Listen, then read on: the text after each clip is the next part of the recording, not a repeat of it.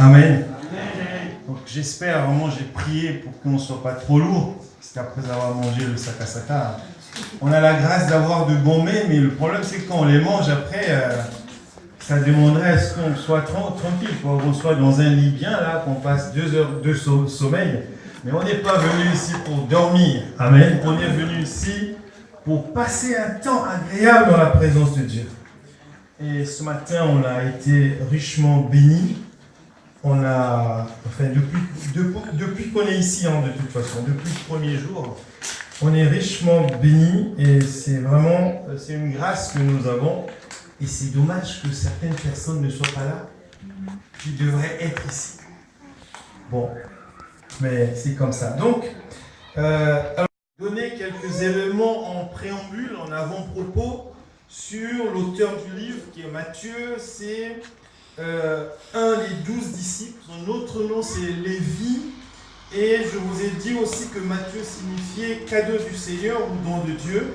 Donc il était publicain. Matthieu, c'est publicain, collecteur d'impôts, un métier qui était haï. C'est des gens qui étaient rejetés, ils étaient considérés un petit peu comme des prostituées. Ils ne comptaient pas. Pourquoi? Parce qu'un publicain, il était considéré comme un corrompu, un tricheur.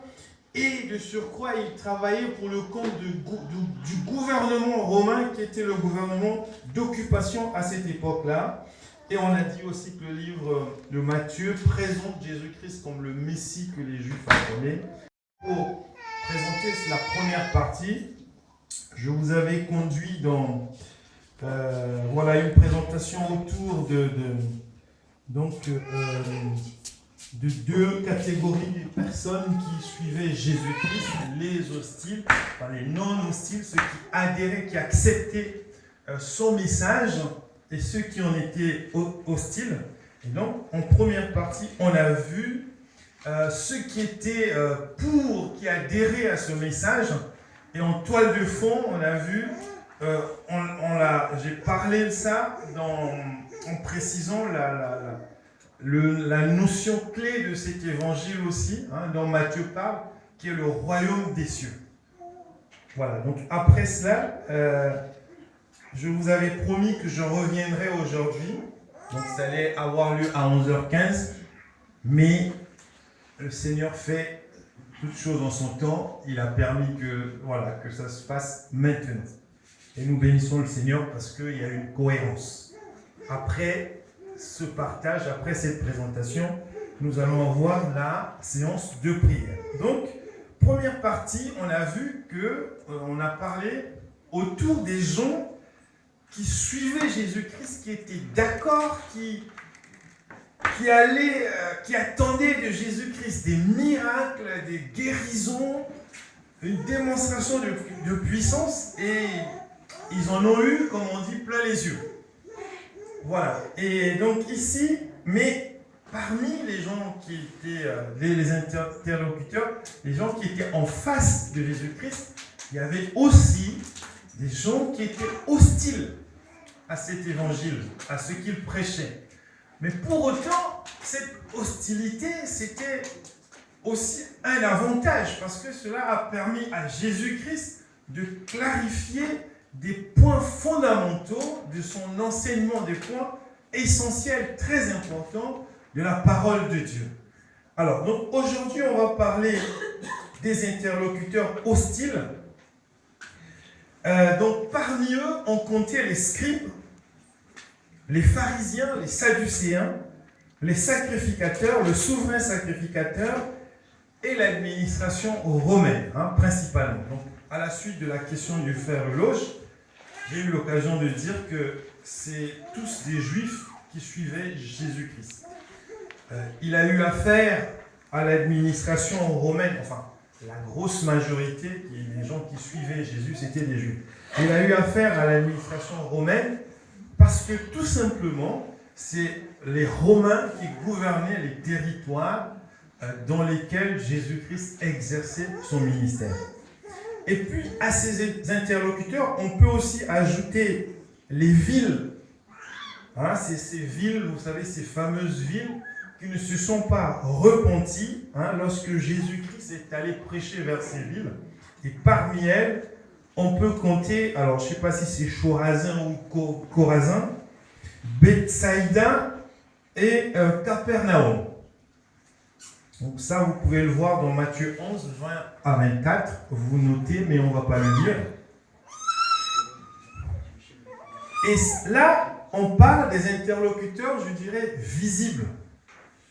Alors, il y en avait aussi des interlocuteurs non visibles, qui étaient hostiles à Jésus-Christ, comme Satan et sa cohorte d'agents, ses démons. Mais bon, ce cas-là, on n'abordera pas ça dans le cadre de cette présentation. Donc, comme je disais, les interlocuteurs hostiles ont contribué, malgré eux, à la renommée de Jésus-Christ. En éprouvant Jésus-Christ ou en lui apportant la contradiction, Jésus-Christ a montré qu'il était celui que Dieu a envoyé pour sauver les Juifs. En tout cas, il a montré au travers de son enseignement, au travers des clarifications qu'il a apportées, mais aussi au travers de la démonstration de la puissance de Dieu par les miracles, par les guérisons. Alors, donc, parmi ces interlocuteurs hostiles, on peut les classer en deux groupes. Le premier groupe, vous avez les scribes, les pharisiens et les sadducéens.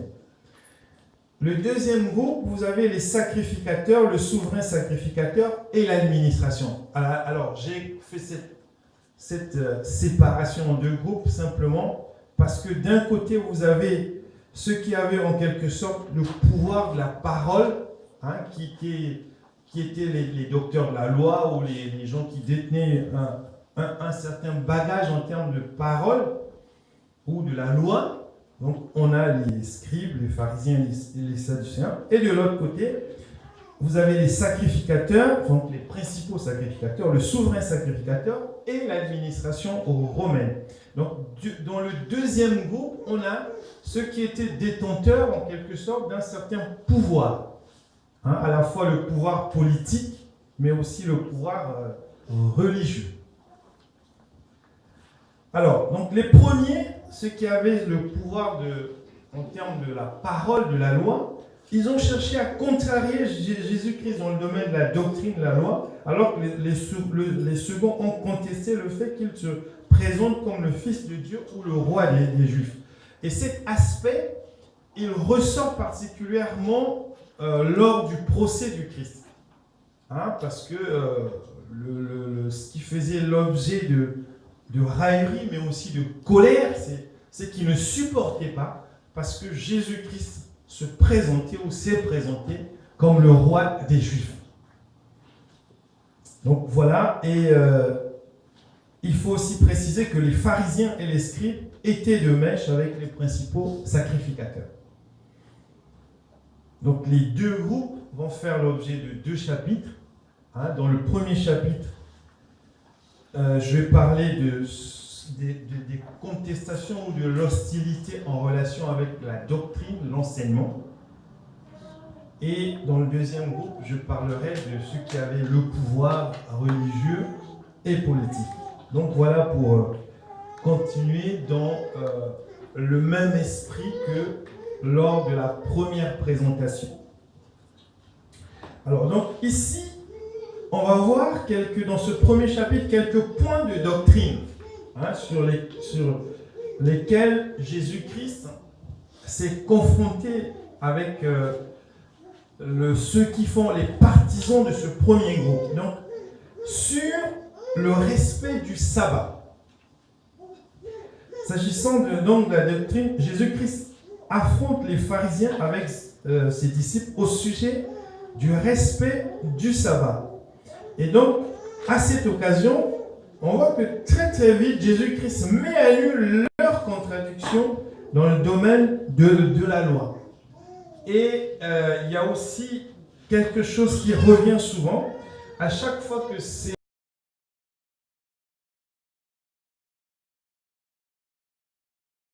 pas contents, bien entendu, ils se mettent en colère et ils cherchent à faire mourir Jésus-Christ.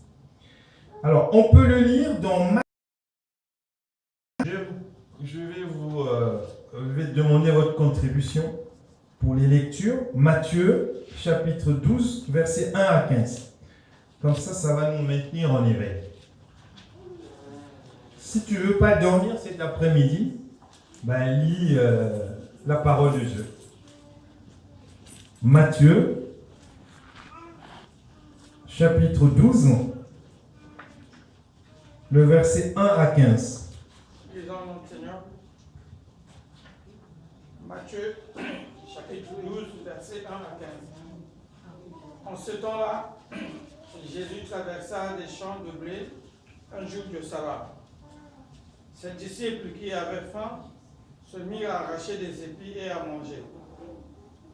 Les pharisiens, voyant cela, lui dirent: Voici, les disciples font ce qu'il n'est pas permis de faire pendant le sabbat. Mais Jésus leur répondit: N'avez-vous pas lu ce que fit David lorsqu'il eut faim, lui et ceux qui étaient avec lui? Comment il entra dans la maison de Dieu et mangea les pains de proposition et qu'il ne lui était pas permis de manger, non plus qu'à ceux qui étaient avec lui et qui étaient réservés aux sacrificateurs seuls. Ou n'avez-vous pas lu dans la loi que les jours du sabbat, les sacrificateurs violent le sabbat dans le temple sans se rendre coupables? Or, je vous le dis, il y a ici quelque chose de plus grand que le temple.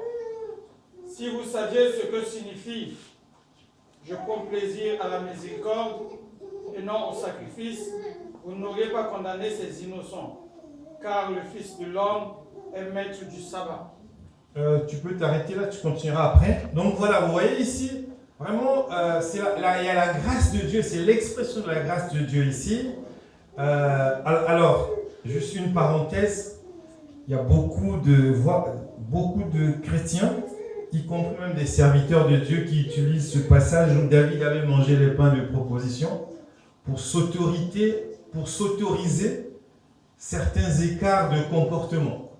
Donc, par exemple, il y a des serviteurs de Dieu qui ont une femme officielle et une femme du ministère.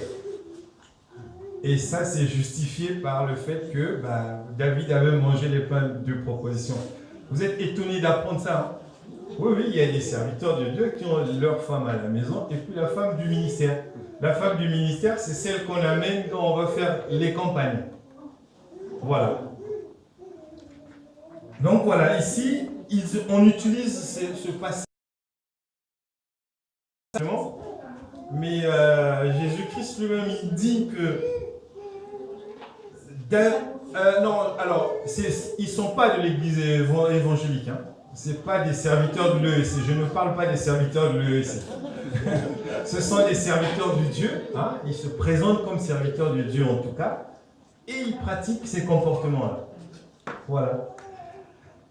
Et voilà, donc ici, il faut plutôt prendre ça dans l'expression de la grâce de Dieu. Ce n'est pas parce que David avait mangé les pains de proposition, c'était quelque chose qui était interdit, à part pour les sacrificateurs.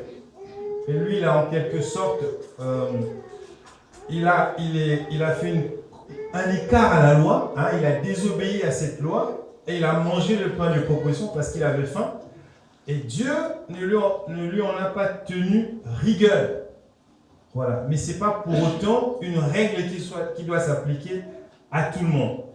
Dieu a permis cela simplement pour montrer que notre Dieu, c'est avant tout un Dieu de grâce.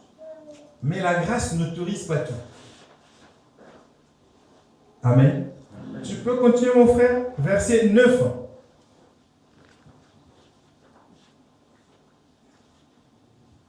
Donc, Matthieu 12, de 1 à 15. Tu as lu juste au verset 8. Maintenant, on reprend au verset 9.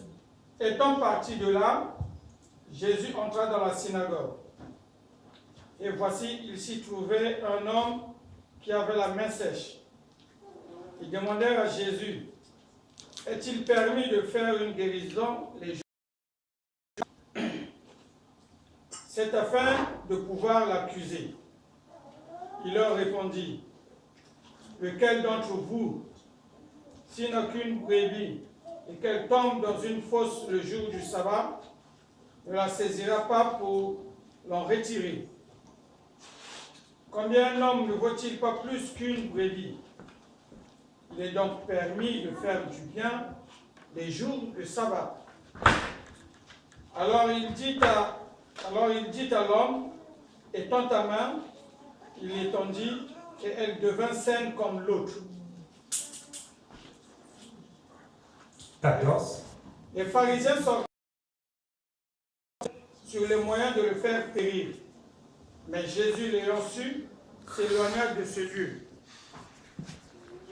Une grande foule le suivit, il guérit tous les malades. Amen. Donc ici on voit que alors les scribes, ils tenaient au sabbat. Le sabbat c'est le jour sacré, hein. C'est le jour qui est réservé à Dieu. Faut rappeler ici qu'on est dans une période de transition, hein. On est dans une époque de l'Ancien Testament ou l'Ancienne Alliance finissante. Et Jésus-Christ étant là, il est en train d'amener les gens dans la nouvelle alliance. Les anciennes mentalités sont encore bien ancrées.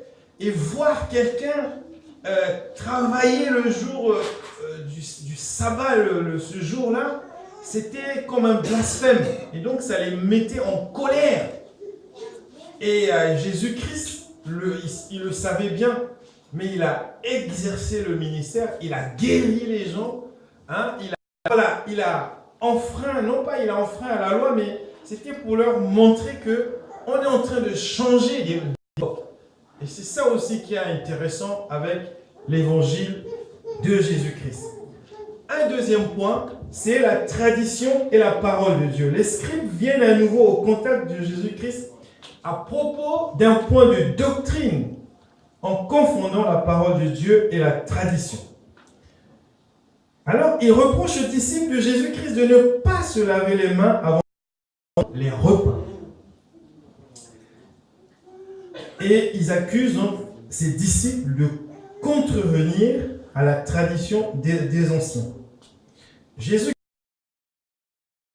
que eux en faisant ils ont en fait, eux, dans leur pratique, ils n'honorent pas la parole de Dieu, mais au contraire, ils sont plutôt dans leur tradition. On va encore lire Matthieu 15, de 1 à 11. Si quelqu'un a trouvé.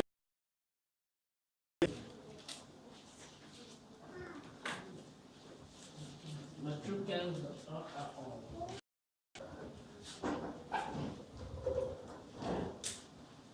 Il est écrit ceci.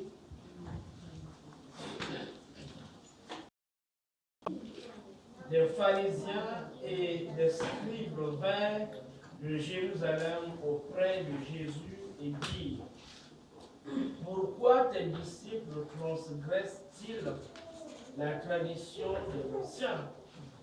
Car ils ne se lavent pas les mains quand ils prennent leur repas. Et vous, pourquoi transgressez-vous le commandement de Dieu au profit de votre tradition? Car Dieu a dit: Homme, honore ton père et ta mère, et celui qui honore ton père et ta mère, et celui qui maudira son père ou sa mère sera puni de mort.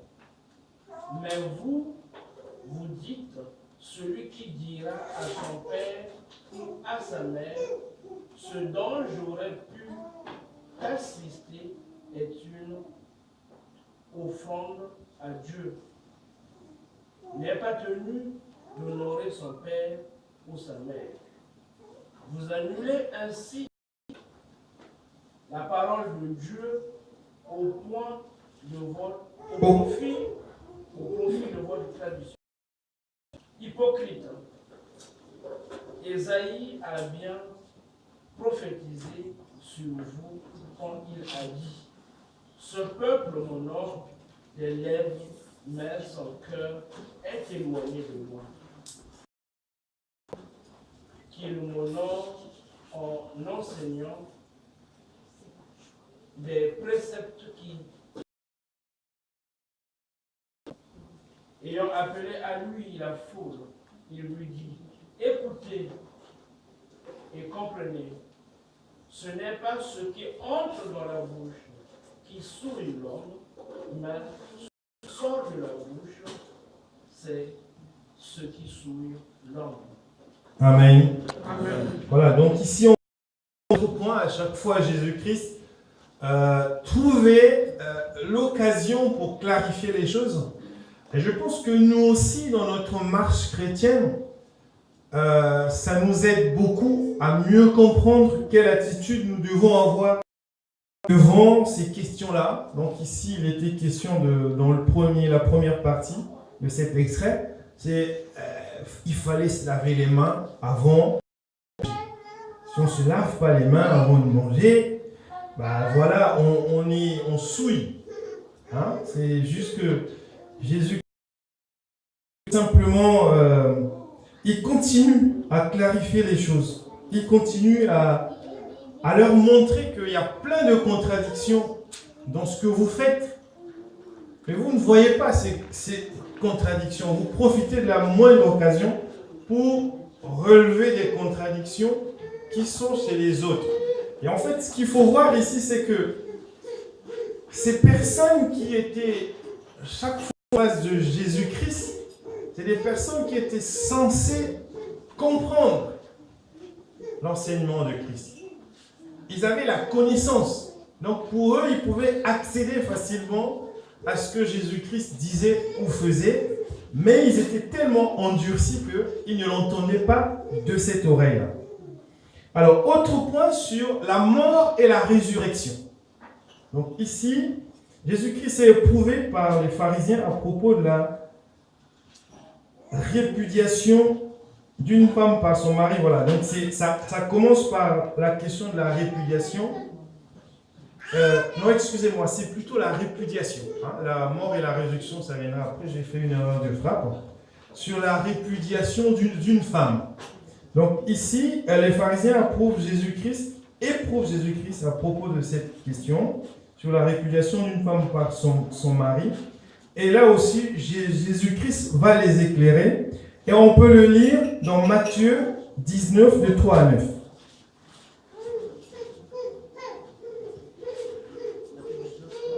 Matthieu 19, 3 à 9.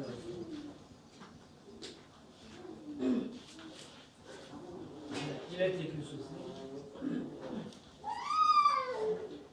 Les pharisiens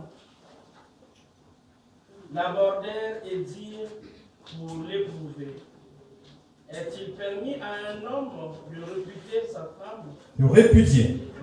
Excusez-moi, merci. De répudier sa femme pour un motif quelconque.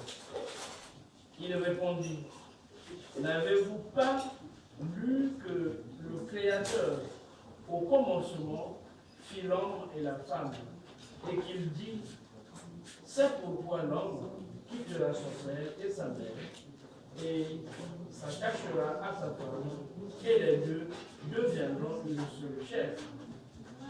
Ainsi, ils ne sont plus deux, mais ils sont une seule chair. Que l'homme donc ne sépare pas ce que Dieu a joint. Pourquoi donc, lui demande-t-il, Moïse a-t-il prescrit de donner à la femme une lettre de divorce et de... Il leur répondit, c'est à cause de la dureté de votre cœur que Moïse vous a permis de répudier vos femmes. Au commencement, il n'en était pas ainsi. Mais je vous dis que celui qui répudie sa femme s'offre pour infidélité et qui en épouse une autre commet un... Amen. Amen. Voilà, enfin, tous ces éléments-là, ça, je pense que ça peut nous aider tous, hein, déjà à nourrir notre culture spirituelle, mais aussi à nous aider à nous enraciner dans notre foi. Donc, autre point, on en vient là sur la mort et la résurrection. Donc ici, Jésus-Christ est confronté aux Sadducéens sur la question de la mort et de la résurrection. Matthieu 22. On va voir dans Matthieu 22 à partir du 22-23. Matthieu 22, 23. À partir du verset 23, tu lis jusqu'au verset 32, s'il te plaît. D'accord. 23. Oui. Le même jour, les Sadducéens qui disent qu'il n'y a point de résurrection vinrent auprès de Jésus et lui posèrent cette question. Maître, Moïse a dit, si quelqu'un meurt sans enfant, son frère épousera sa veuve et suscitera une postérité à son frère. Or, il y avait parmi nous 7 frères. Le premier se maria et mourut. Et comme il n'avait pas d'enfant, il laissa sa femme à son frère. Il en fut de même du second, puis du troisième, jusqu'au 7e. Après eux tous, la femme mourut aussi. À la résurrection, duquel sera-t-elle donc la femme? Car tous l'ont lu. Jésus leur répondit, vous êtes dans l'erreur, parce que vous ne comprenez ni les Écritures, ni la puissance de Dieu. Car à la résurrection, les hommes ne prendront point de femmes, ni les femmes de mari, mais ils seront comme les anges de Dieu dans le ciel. Pour ce qui est de la résurrection des morts, n'avez-vous pas lu ce que Dieu vous a dit? Je suis le Dieu d'Abraham, le Dieu d'Isaac et le Dieu de Jacob.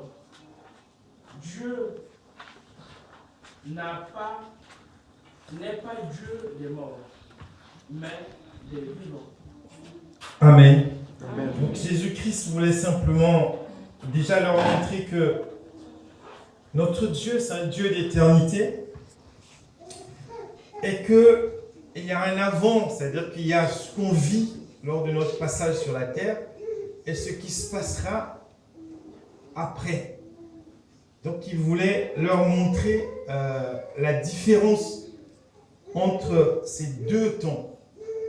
Et ils avaient un petit peu de confusion concernant la résurrection, sur la résurrection des morts, parce qu'ils pensaient que quand il y aura la résurrection, cette résurrection, on mènerait les vies comme on les menait avant, où on serait dans la continuation des traditions ou de la loi.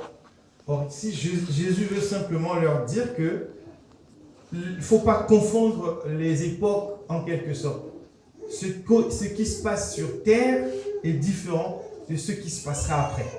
Il n'est pas question d'aller retrouver des hommes qui étaient morts, tout ça, mais quand il y aura ce moment-là, on ne fera plus de distinction d'homme ou de femme. Il n'y aura plus question de mariage. Voilà. Alors, après, il y a un autre point sur le plus grand commandement. Il est confronté à un docteur de la loi concernant le plus grand commandement. Et par la réponse à cette question, Jésus-Christ résume en quelque sorte la loi et les prophètes. Matthieu 34, 40. Matthieu 22. En fait, Jésus-Christ pose une question aux pharisiens à propos de ce qu'ils pensaient du Christ. Donc, il interroge les pharisiens sur ce que eux ils pensent de lui. Mais les pharisiens n'arrivèrent pas à répondre correctement à cette question. Et la Bible dit que depuis ce jour, ils ne posèrent plus de questions à Jésus-Christ. Matthieu 22, 41 à 45. Question au nom du Seigneur, 41 à 45. Oui. Comme les pharisiens étaient assemblés, Jésus les interrogea en disant: que pensez-vous du Christ? De qui est-il le fils? Ils lui répondirent: de David. Et Jésus. Nul ne put lui répondre un mot, et depuis ce jour, personne n'osa plus lui proposer des questions. Alors, on poursuit donc dans un peu l'inventaire ou l'énumération de ces points. Il y a un autre point, c'est la mise en cause de l'autorité de Jésus-Christ dans l'accomplissement des miracles. Et donc là, Jésus-Christ est attaqué par les scribes qui pensaient qu'il était un blasphémateur. En effet, Jésus-Christ, et le tort de Jésus-Christ, c'est d'avoir donné ou d'avoir pardonné un paralytique qu'on lui avait apporté parce que ce paralytique la guérison. Et en fait, Jésus-Christ l'a fait pour simplement montrer que lui, en tant que fils de Dieu, en tant que Messie, il avait le pouvoir de guérir et de pardonner et de guérir. Matthieu 9, de 1 à 8. Il a également été attaqué après avoir opéré un certain nombre de guérisons miracles. Et là, les pharisiens l'accusèrent de chasser les démons par Belzébul, le prince des démons. Et donc là aussi, c'était une occasion, chaque fois c'était une occasion. Jésus-Christ en profite pour les enseigner. On peut lire dans Matthieu 12, de 20 à 37, mais vous le notez, vous lirez chez vous. Matthieu chapitre 12, verset 20 à 37. Donc on voit ici, jusque-là, on voit que chaque occasion d'apporter la contradiction, que les scribes saisissaient pour apporter la contradiction à Jésus-Christ, c'était une occasion de clarifier, d'enseigner, de préciser les choses. Et voilà, quelquefois, lorsque vous avez en face de vous des contradicteurs, il faut bénir le Seigneur.